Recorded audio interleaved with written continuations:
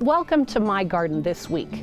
Now, Rob claims that he's home trying to find more room for his cuttings in the basement and the house, but I think he might be in his pajamas binge watching shows. But you know what? Well deserved.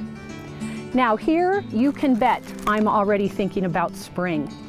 Surprisingly or not, I went a little bonkers with my bulb buying this year, so I've got hundreds of bulbs to plant, and now is the time. As long as the soil is workable, meaning it's not frozen, you have plenty of time to get your bulbs in the ground. And I'm going to show you two different ways that I plant mine.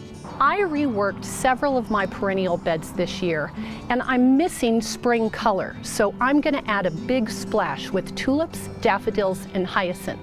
And these three types of bulbs should be planted bouquet style. Dig a good-sized hole to the depth recommended on the package and plant 5 bulbs in each hole. This will produce a much more captivating display. Add bulb food and water everything thoroughly. Whatever you do, don't plant one bulb at a time with those blasted carpal tunnel-inducing bulb planters. Don't just line your bulbs up like soldiers. They bloom all by themselves and look lonely. If you're going to plant minor bulbs like crocus or grape hyacinth, all you need is a dandelion digger or a garden knife. And all you have to do is work that into the soil about 3 inches. Take your bulb, and let me say, so that you plant the bulbs correctly, it's pointy side up, and you just pop it in the hole. It's that easy. Another way to plant your bulbs is in plastic pots. My friend Carmen and I are going to try this method this year because we want to expand our personal cutting gardens. And this way, we have some room to experiment and not use up valuable garden space.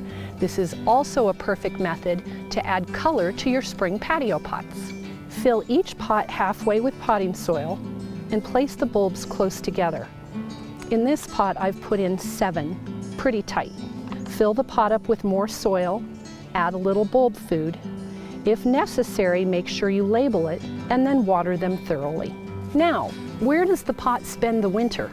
It cannot be just outside exposed to the freezing and thawing of our winters. That will ruin the bulb. Rob keeps all of his in the root cellar in his basement, but you can also use your shed or garage. You can also bury the pots in a trough, or what I do, bury them in my raised beds. When their green noses start to emerge, it will be time to move them into warmer location to enjoy for the spring. This method is also a great project to do for kids, and in the spring, they'll have their own little pot of spring bulbs.